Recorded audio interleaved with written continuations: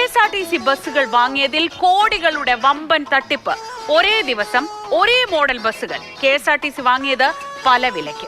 തൂക്കിയല്ലോ നാദം. എന്റെ പൊന്നു ദൈവമേ, അപ്പൊ തോറ്റ MLA ഗണേഷ് കുമാർ സർ മുക്കിയോ? അല്ല, 2025 അദ്ദേഹമായിരുന്നല്ലോ മന്ത്രി. എന്തായാലും കണക്കൊന്ന് നമുക്ക് കേട്ടു നോക്കാം.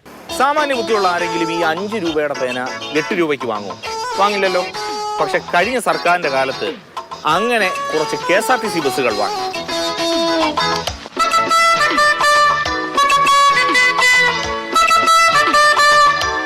KL 15A 2977 കാട്ടാക്കടയിൽ നിന്നും സുൽത്താൻ ബത്തേരി ഓടുന്ന സൂപ്പർ ഫാസ്റ്റ് വണ്ടി വാങ്ങിയത് 2025 നവംബർ 20-ന്.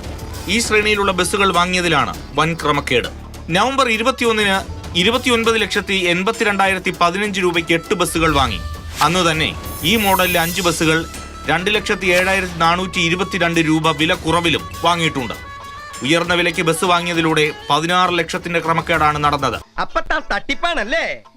ആ പാവ ഉണ്ണിയമ്മയെ മായം കാട്ടി തക്കിട തരികിടയാക്കി നാട്ടുകാരെ മുഴുവൻ പറ്റിച്ച് കണക്കിലെ കള്ളക്കളികൾ പിന്നെയുമുണ്ട്. 2025 നവംബറിലും ഡിസംബറിലും ഇതേ തട്ടിപ്പ് നടന്നിട്ടുണ്ട്. 8 ബസ്സുകൾ വില കുറച്ചു വാങ്ങി. 16 ബസ്സുകൾ 2-3 ലക്ഷം രൂപ അധികം നൽകിയാണ് വാങ്ങിയത്. ഡിസംബർ 13-ന് ഒരേ മോഡൽ ബസ്സുകൾ 27 ലക്ഷത്തിനും 30 ലക്ഷത്തിനും വാങ്ങിയിട്ടുണ്ട്.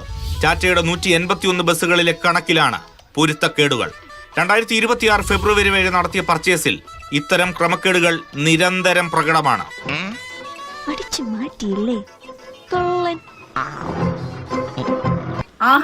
അടിപൊളി.